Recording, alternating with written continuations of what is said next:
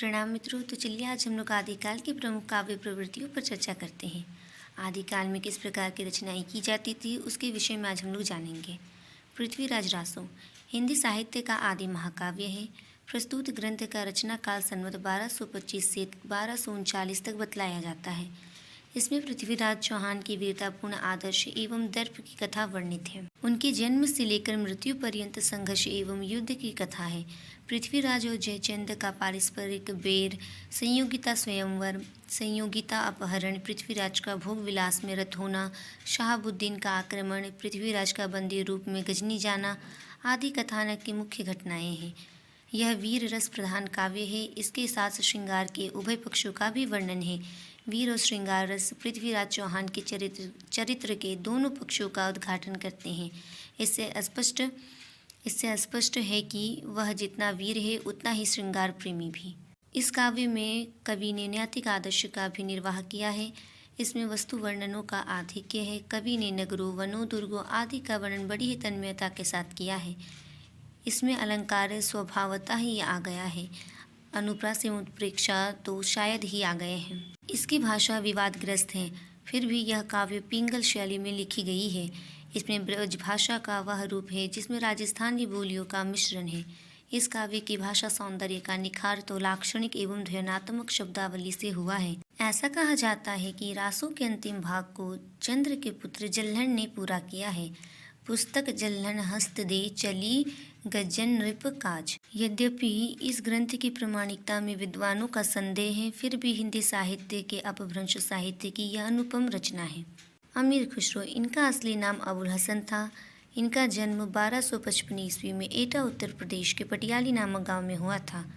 उनका निधन 1325 में हुआ। वे सहृदय और विनोदी स्वभाव के थे।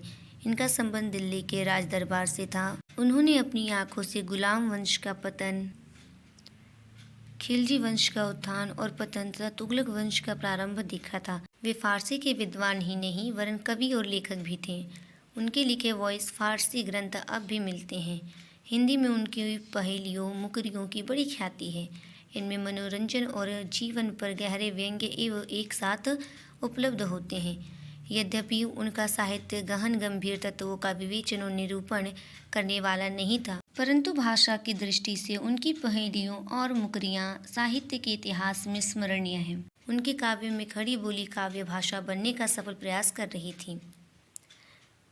उनकी एक पहेली है, एक थाल मोती से भरा, सबके सिर पर औंधा धरा, आकाश चारों ओर वह थाली फिरे, मोती उससे एक ना गिरे। अर्थात उन्होंने पहेली के माध्यम से तारों के विषय में बताया है।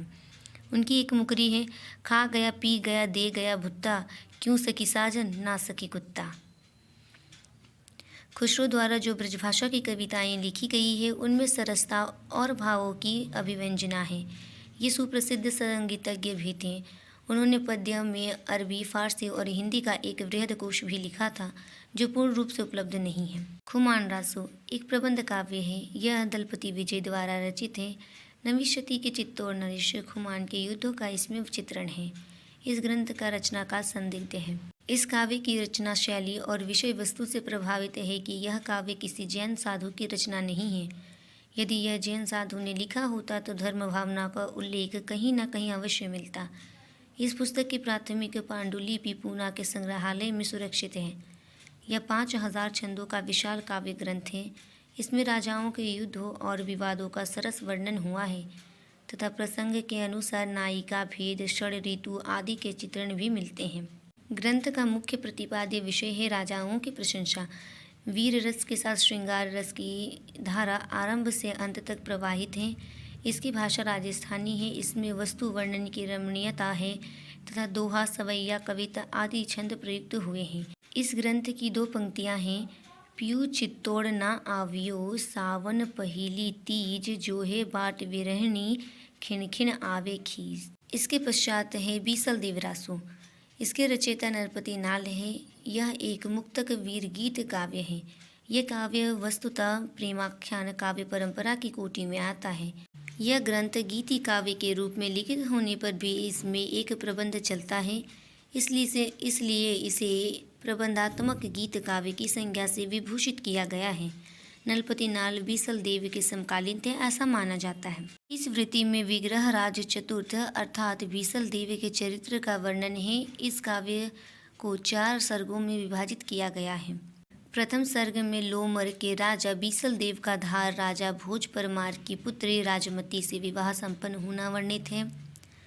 द्वितीय सर्ग में बीसल देव का राजमती से रूठकर उड़ीसा की ओर प्रस्थान करना अंकित है। तृतीय सर्ग में राजमती के विलाप, विरह, बीसल देव के पास संदेश भेजने तथा उसके घर लौटने का वर्णन है। चतुर्थ सर्ग में भोजराज का अपनी पुत्री के अपने घर लिवा लाना तथा बीसल देव का ससुराल जाकर राजमती को फिर चित्तौड़ लौटा लाने का प्रसंग है। प्रस्तुत ग्रंथ में श्रृंगार रस की प्रधानता है तथा इनके दोनों पक्षों का अत्यंत ही मार्मिक वर्णन है। अर्थात काव्य में श्रृंगार के संयोग और वियोग दोनों पक्षों का बड़ी ही मार्मिकता के साथ वर्णन किया गया है। साथ ही नायक के शौर्यादि गुणों के वर्णन भी मिलते हैं एवं प्रेम काव्य का भी वर्णन है। 12 मासे तथा ऋतुओं के प्राकृतिक चित्र इस काव्य में मिलते हैं जो संयोग और वियोग में उद्दीपन का कार्य करते हैं। विरह के विभिन्न दशाओं के सुंदर चित्र मिलते हैं। यह विरह काव्य अपने ढंग का एक अनुपम काव्य है। इसमें नारी के सहज भावनाओं का सरस वर्णन हुआ है। यह राजस्थानी भाषा में लिखी गई है। इस काव्य में ब्रज और खड़ी बोली के प्राचीन रूप भी मिलते हैं। एक ही प्रकार के छंद का प्रयोग है तथा केदार राग में यह गाई जाने योग्य है। साथ ही नृत्य गीत भी हो सकता है। इसके पश्चात आदिकाल की एक और रचना है आलाखंड। आलाखंड जगनीक द्वारा रचित है। ये भाट थे और कालिंजर के राजा परमाल देव के दरबारी कवि थे। इनका जन्म संवत 1230 में माना जाता है। प्रस्तुत पुस्तक में आला और उदल नामक 2 वीरों की वीरतापूर्ण लड़ाइयों का वर्णन मिलता है। परमाल एक कमजोर और कायर राजा था, पर उसकी पत्नी मल्हना अपने वीर सरदारों की सहायता से कई बार पृथ्वीराज के आक्रमणों को विफल करने में समर्थ हुई थी। इस ग्रंथ में वीर भावना का अत्यंत ही प्रौढ़ रूप मिलता है। साथ ही युद्धों का वर्णन अतीव प्रभावशाली है। इसमें कुछ अतिशयोक्तिपूर्ण वर्णन भी है। इसका अंतिम अंश अत्यंत ही कारुणिक हो उठा है। भावों के अनुरूप इस काव्य को भाषा प्रयुक्त हुई है।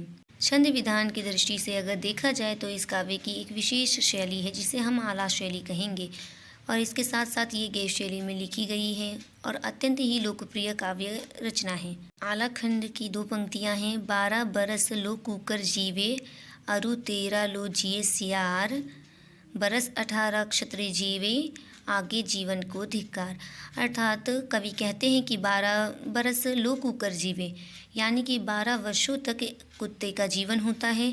उसके पश्चात 13 वर्ष तक केवल सियार ही जीवित रहते हैं, और जो क्षत्रिय होते हैं वे केवल 18 वर्ष तक जीते हैं। और जो क्षत्रिय 18 वर्ष से अधिक जीते हैं और वे युद्धों में नहीं जाते, लड़ाइयाँ नहीं करते, वे कायरतापूर्ण जीवन व्यतीत करते हैं, ऐसे जीवन को हमें धिक्कार है। यहीं पर समाप्त होती है आदिकाल की प्रमुख रचनाएं। धन्यवाद।